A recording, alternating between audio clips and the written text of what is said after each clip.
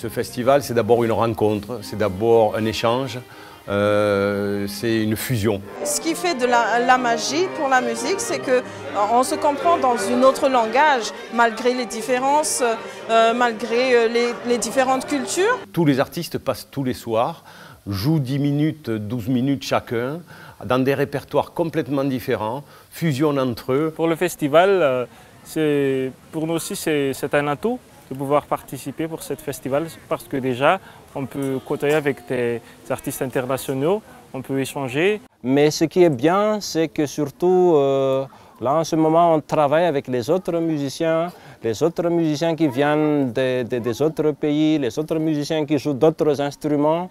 Et c'est très fort. Donc on veut un festival vivant et c'est ce qui fait l'attrait de ce festival.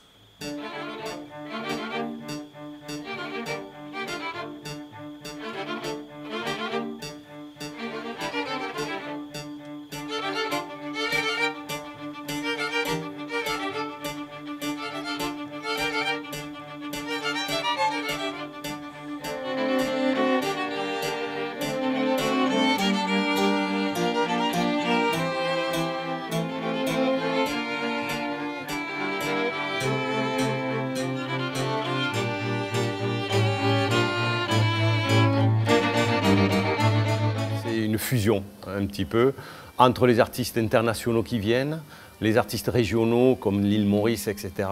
et les artistes locaux de Madagascar qui sont de réels talents. Ce qui fait que ça crée un festival de musique classique parce que c'est la base, mais qui peut déborder sur des fusions intéressantes, sur des morceaux joués par des classiques mais tout à fait modernes, et ce qui fait que l'attrait du festival, il est là.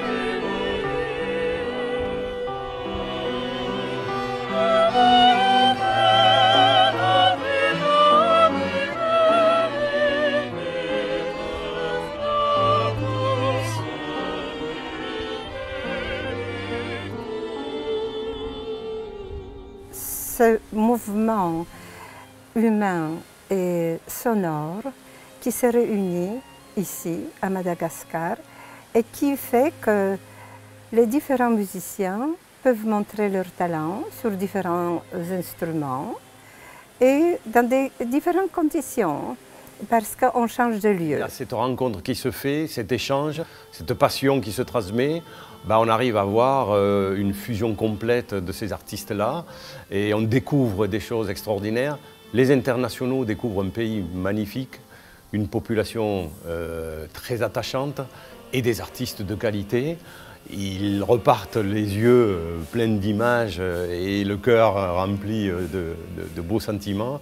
Et les locaux ont acquis une expérience qu'ils ne connaissaient pas et ont vu et ont reconnu que finalement ils avaient aussi de grandes capacités.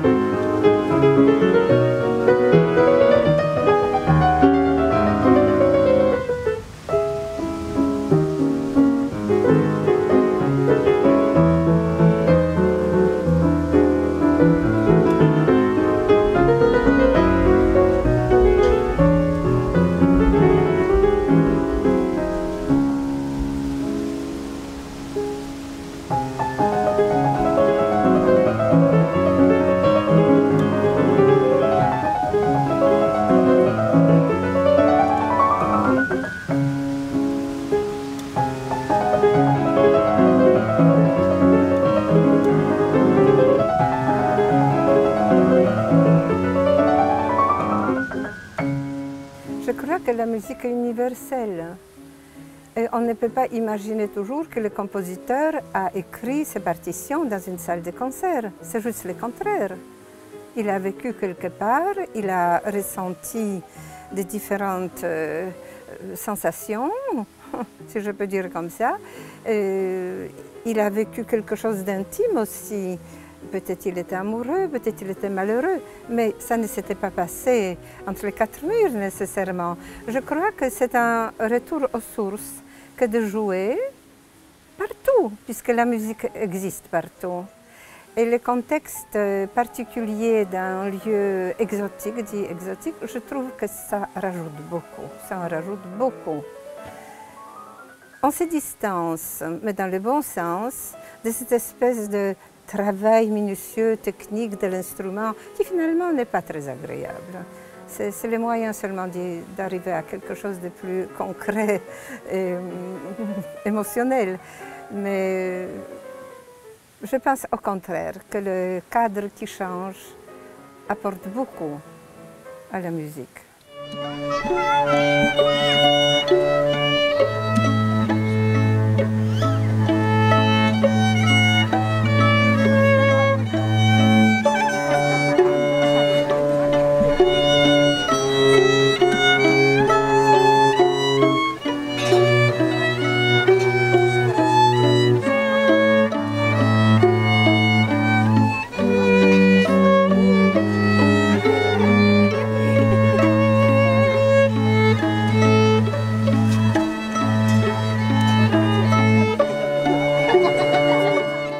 La musique, c'est un moyen de voir autre chose. C'est-à-dire, par rapport à la musique, on peut avoir plusieurs leçons de vie. On peut, par exemple, nous quatre, si un de nos instruments ne joue pas, c'est vraiment, on ne peut pas être un quatuor, on ne peut pas jouer quelque chose de bon.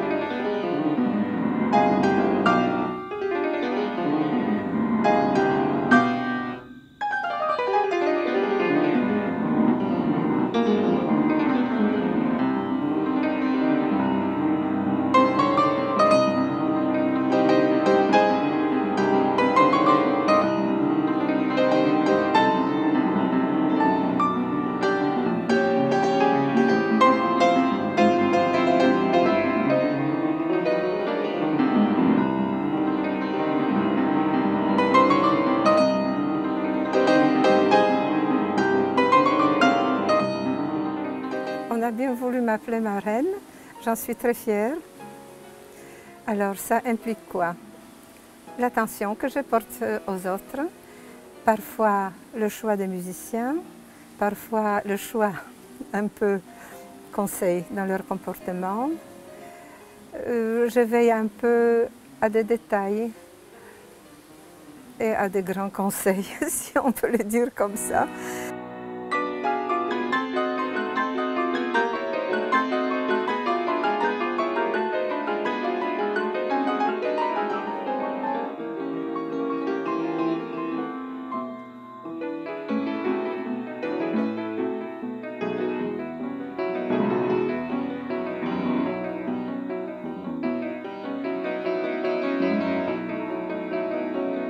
J'étais vraiment émue et impressionnée par le timbre de l'exécution, aussi bien de voix, comme par exemple de Natacha ou de voix de Madagascar, que le timbre aussi d'autres instrumentistes. Cette fois-ci, ce sont des saxophonistes. Bien sûr, ce sont des instruments qui existent dans d'autres pays. Mais je crois qu'il y a une telle implication dans ce qu'ils font, une telle foi, une telle persuasion de leur talent et de leur vraiment transmission de ce qu'ils possèdent en eux, que c'est vraiment rare.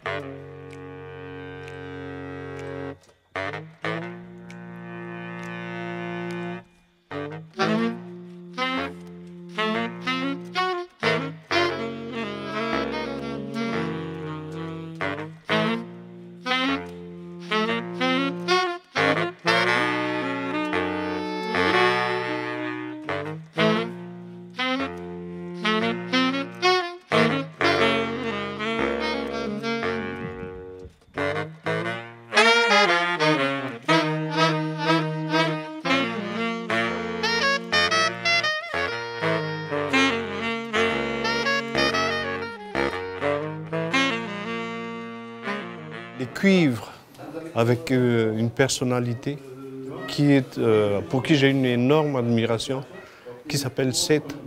Comment il a dirigé sa progéniture pour toujours cet esprit de fireille, c'est-à-dire de fusion.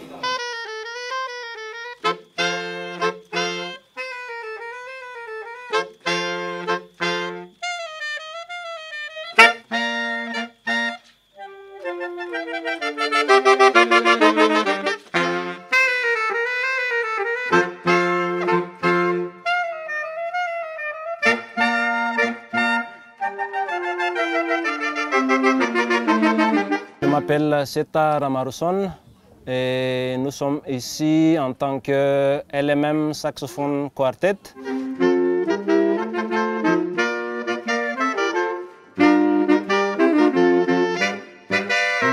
Bonjour, je m'appelle Pi, je suis au soprano et je suis le dernier dans la famille.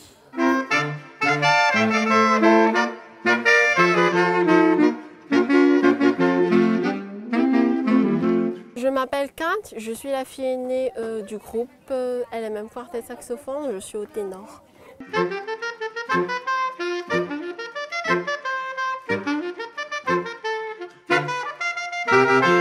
Bonjour, je m'appelle Tui, je joue le baryton saxophone et l'alto dans notre groupe.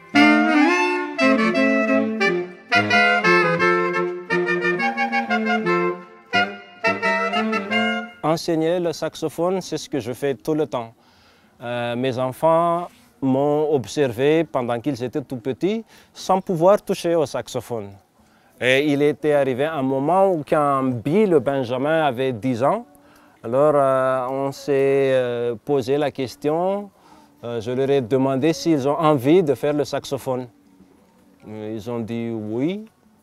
Mais seulement, ça doit être sérieux parce qu'il faut leur acheter le saxophone qui n'est pas donné et qu'il faut faire bien. Ils étaient d'accord.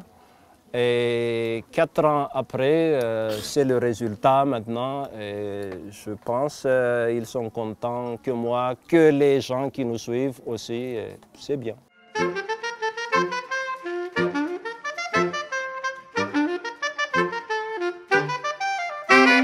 un peu senti que j'ai été forcée, mais maintenant je vois le résultat, donc je me suis dit c'est bien, je vais essayer de progresser. Dans le classique, dans toutes les musiques, c'est intéressant. Donc je vois le résultat maintenant que mon père, il force pas, mais il veut vraiment nous montrer à quoi ça mène la musique. Ça ouvre à d'autres portes vers le monde et tout. Que je commence, donc je vois que c'est bon.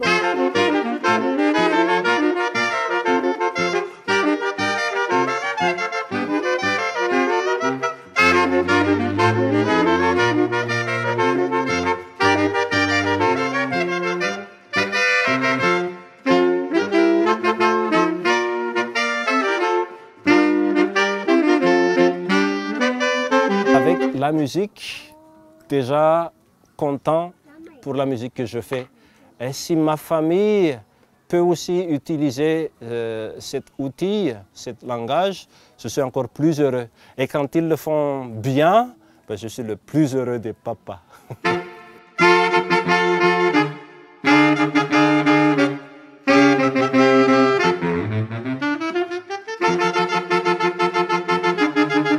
Les musiciens malgaches, les musiciens mauriciens m'impressionnent parce qu'ils ont une bonhomie, une gaieté, un sens de la fête. Et chez nous, on est plutôt dans la rigueur, dans l'inquiétude de toujours bien faire, d'avoir un piano extrêmement bien accordé, et par contre, j'étais pas très habitué à cette approche. Et je trouve ça extrêmement sympa. Et ouais, j'ai déjà eu quelques contacts ici avec certains pour peut-être arranger des morceaux ensemble, leur donner des partitions, eux m'en donner et partager nos musiques.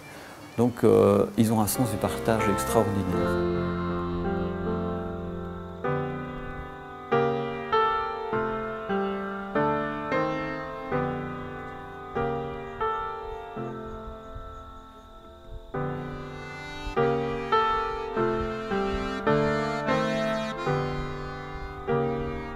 Ici, étant dans un festival entre guillemets classique, et je me permets de sortir un peu des sentiers battus et de proposer une musique qui a des influences classiques mais qui a d'autres influences. De cette manière, on apporte quelque chose un peu différent et c'est dans la différence que s'inscrit je dirais une troisième dimension comme ça, une mise à distance qui est intéressante. C'est vrai qu'il y a peut-être un moment où c'est pas une transe, mais c'est peut-être un moment où je me referme un peu sur moi-même pour me mettre dans le mouvement de la musique. Et le corps parfois suit ce mouvement-là. Et du coup, ça crée parfois un jeu scénique qui peut être un peu surprenant.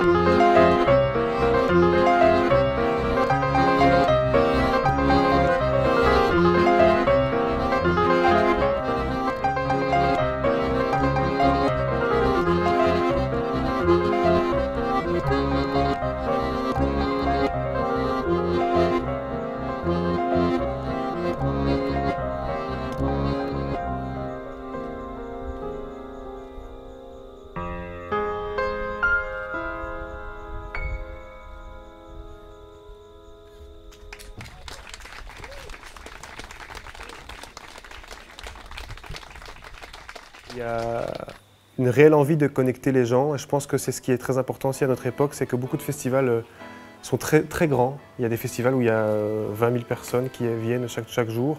Donc ça veut dire qu'il y a 20 000 personnes dans le public, il y a 150 artistes ou si pas plus. Et on n'a pas d'occasion de se rencontrer finalement. On est chacun dans sa petite loge, bien renfermé, avec sa préparation de concert. Tout est pris très sérieusement et tout est très protocolaire à la limite.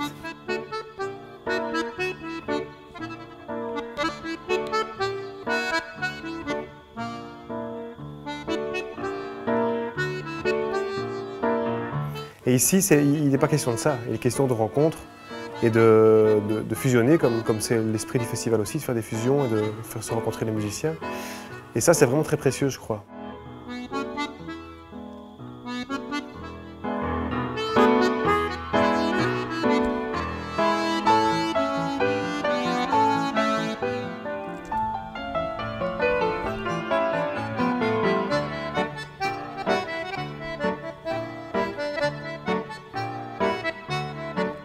Pour moi, la rencontre avec les artistes étrangers, ça me donne beaucoup sur l'approche de l'interprétation, de l'expression. Parce que, par exemple, Jonathan Denec, l'accordéoniste, est venu cette année et il a cette manière de jouer et on dirait que son instrument est devenu intégré dans son corps. C'est ce que je ressens quand il joue. Et ça représente pour moi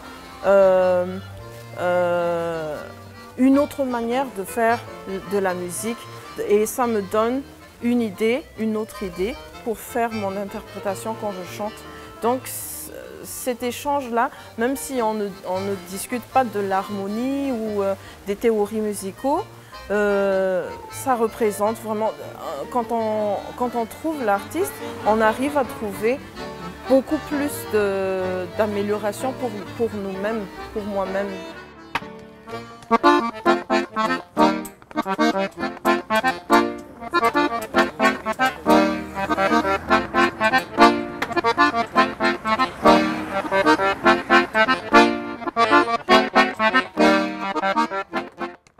C'est important de ne pas rester dans un cocon pour moi, être chouchouté dans les hôtels, c'est super chouette évidemment, on découvre des beaux endroits, mais c'est aussi important de rencontrer les gens aussi sur place et d'échanger un peu sur les différentes réalités en fait. Parce que nous en Europe du Nord, on est très loin de la réalité malgache et c'est ça qui est intéressant finalement, c'est de confronter ces réalités-là et d'apprendre finalement, grâce à ce voyage-là, c'est d'apprendre sur les gens, sur la vie.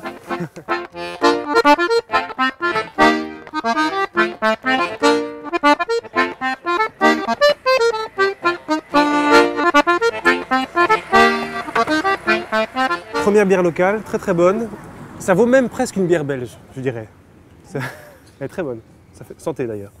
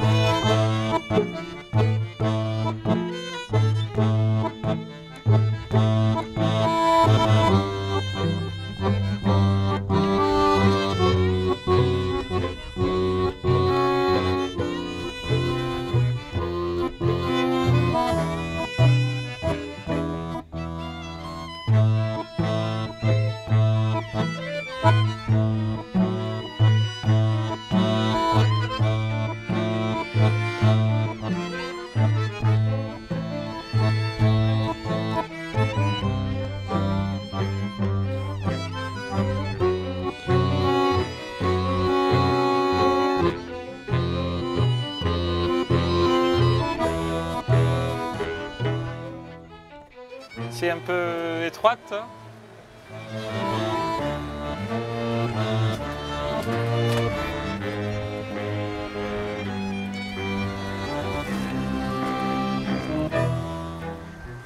Il faut faire attention, c'est un peu...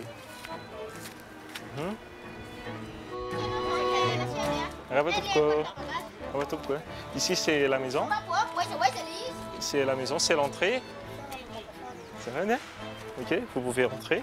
Faire un peu attention aux planches, au plancher. Ça supporte, mais c'est un peu difficile de marcher avec. Vas-y, bienvenue. Bienvenue chez nous. Vous pouvez entrer. C'est ma femme. Bonjour.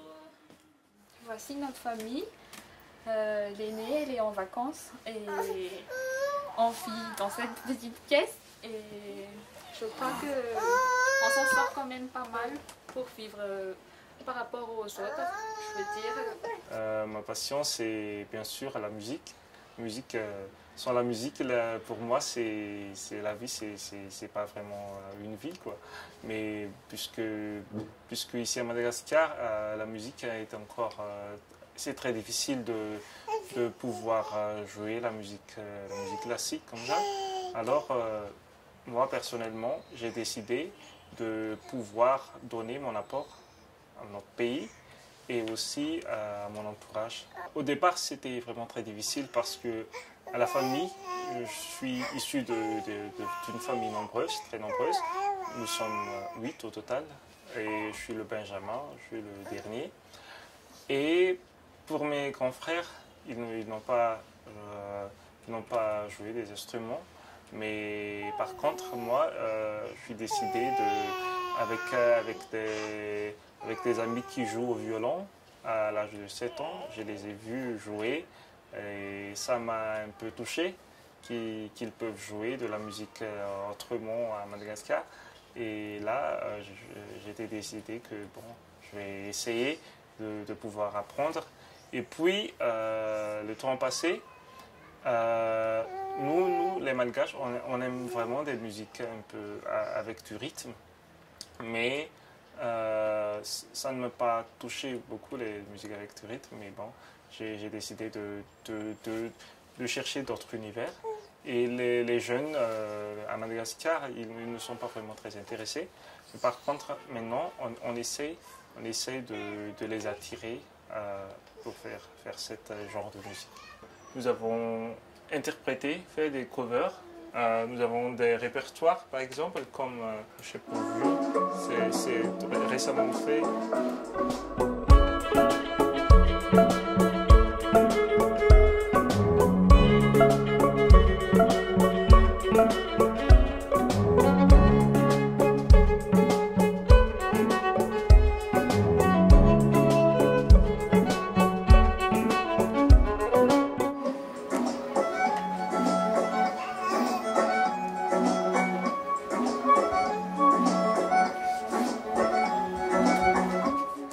La première fois quand je l'ai vu jouer du violon, ça m'a fait pleurer. Et aujourd'hui, on est très fiers qu'il fait un métier qu'il aime et on le supporte bien. Il t'a séduit comme ça avec le violon? C'est comme ça que t'as séduit avec ton violon? Ouais. Oui, avec une chanson que j'ai adorée. C'était quoi, tu t'en souviens? Thousand Years de Katy Perry.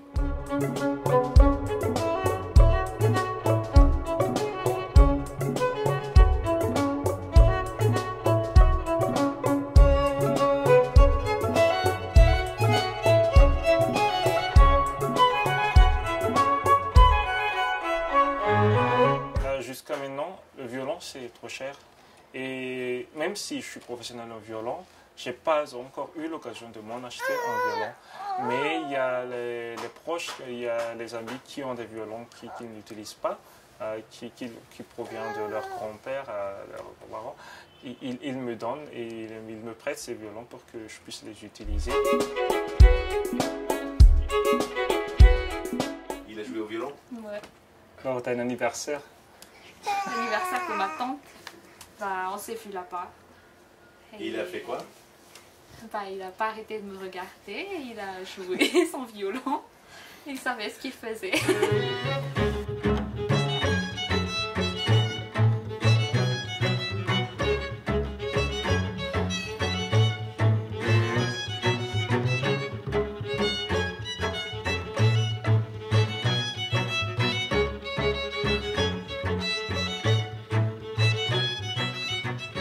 Mais ce que ça m'apporte, c'est se confronter à d'autres manières d'appréhender la musique. Et j'ai déjà un parcours assez éclectique parce que je n'ai pas commencé dans les jalons de la musique classique, du fait de mon instrument. Et si ça permet de raccrocher aussi à ça dans des cultures aussi où l'accès à la musique classique n'est pas traditionnel comme en Belgique où les enfants commencent à 4 ans jusqu'à... ils font le cursus académique, etc. Ici, c'est plus intuitif, je crois. Et donc il y a une manière très intuitive d'appréhender cette musique-là. Par exemple, l'ensemble Mozartine qui travaille des pièces classiques, mais qui vont, comme ils n'ont pas de professeur spécialement toujours disponible, de manière intuitive, ils vont chercher ce qui les touche finalement. Et c'est ça qui, pour moi, me touche fort, c'est qu'on voit dans l'influence de la musique classique toujours une influence de leur propre sensibilité, qui est aussi liée à leur propre histoire.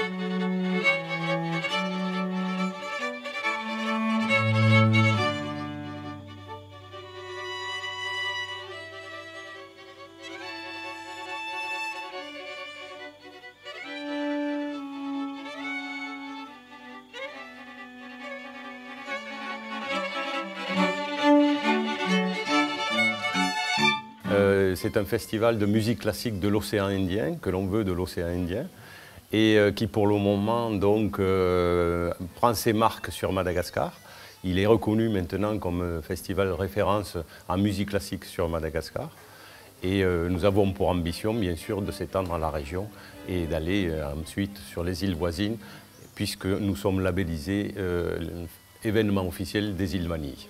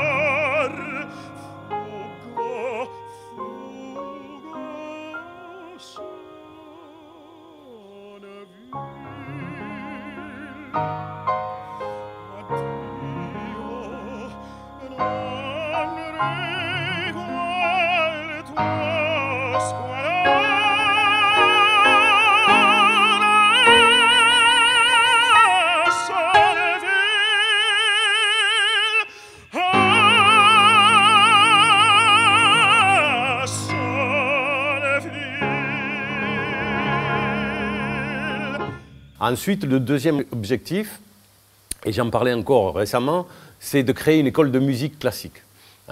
Parce que pour nous, c'est très important que la jeunesse malgache aussi connaisse d'autres types de musique. À travers le festival d'Ougna, on a fait déjà connaître d'autres types de musique, mais qui restaient dans les musiques tropicales. Là, c'est un autre genre musical, instrumental, et on voudrait que cette école de musique prenne naissance et soit pérenne, et s'étendent. Donc je sais que des initiatives comme ça se sont créées au Venezuela ou ailleurs, puisque des écoles de musique pour sortir les enfants de la rue se sont créées. Il y en avait une, deux, trois, et un mécène a pris les choses en main, et il y en a peut-être 1000 maintenant au Venezuela et 10 000 dans le monde.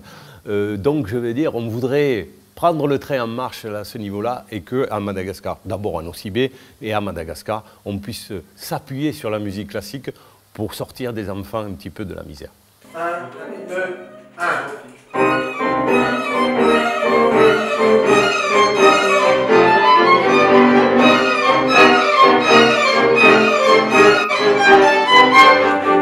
On a travaillé la fusion pour les spectacles de ce soir.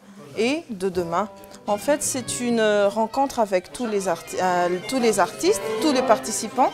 Et donc, on vient ici pour travailler des partitions qu'on vient de partager avec tous les cordistes, tous les saxophonistes, tous les chanteurs, toute l'équipe du festival Mouspe Symphonie en fait. Et donc là, on est venu pour mettre ensemble une partition, ensuite une autre. C'est l'esprit de fusion en malgache, Firaï, l'union. Donc c'est diverses sensibilités qui essaient de se retrouver dans une même objectif de l'horizon. L'horizon en soi, c'est cette philharmonie à l'océan Indien.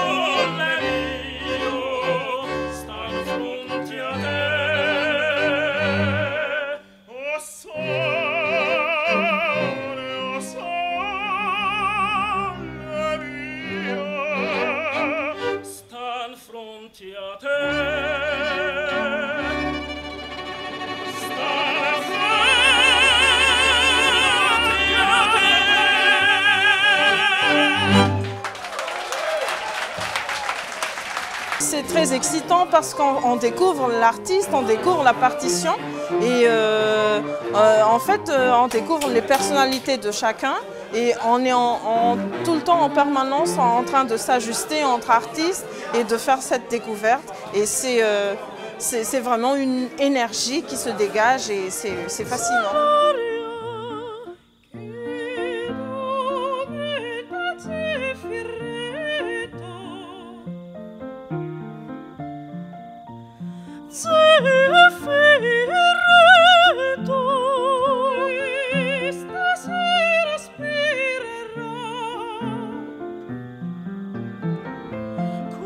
Stasera spirerà sotto i pini del boschetto, sotto i pini del boschetto, sotto i pini del boschetto, e già il resto capirò. Certo, certo il capirò, certo, certo il capirò, che soave zeffirri stasera spirerà sotto i pini del boschetto, e già il resto, certo, certo.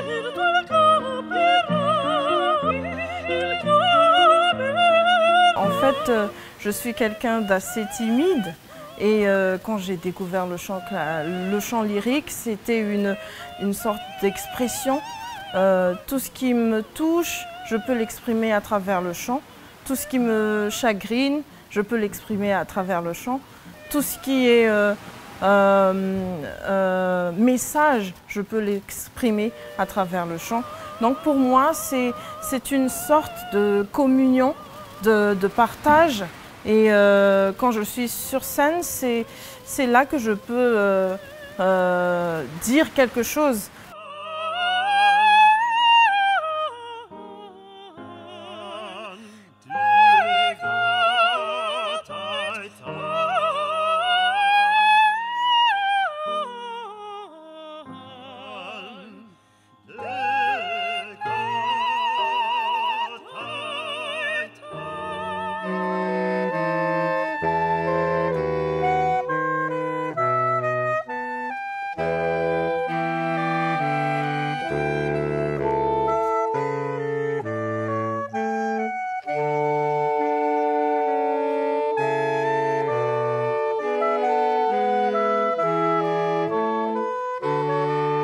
Je ne sais pas si par exemple Bach à son temps imagine que sa musique serait écoutée des centaines d'années plus tard à Sakati à Nosy-Be.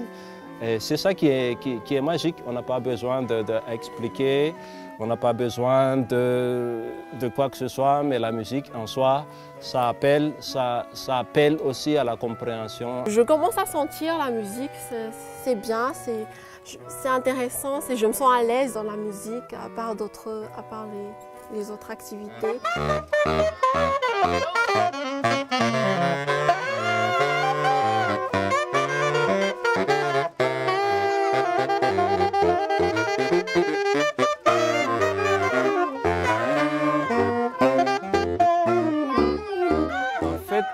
Cette opportunité dans le festival de Nosy-Be Symphony, c'est cette façon de jouer les musiques qui se fait comprendre par les autres.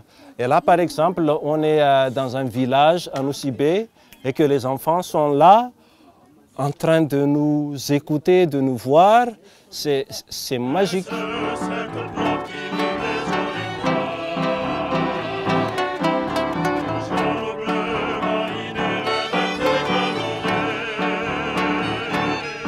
Chacun apporte une idée de morceau et tout le monde essaie de se greffer dessus. Ce qui m'a emmené à composer le thème de l'Océan Indien, de Nosy-Be Symphony. Donc tout le monde prend sa part.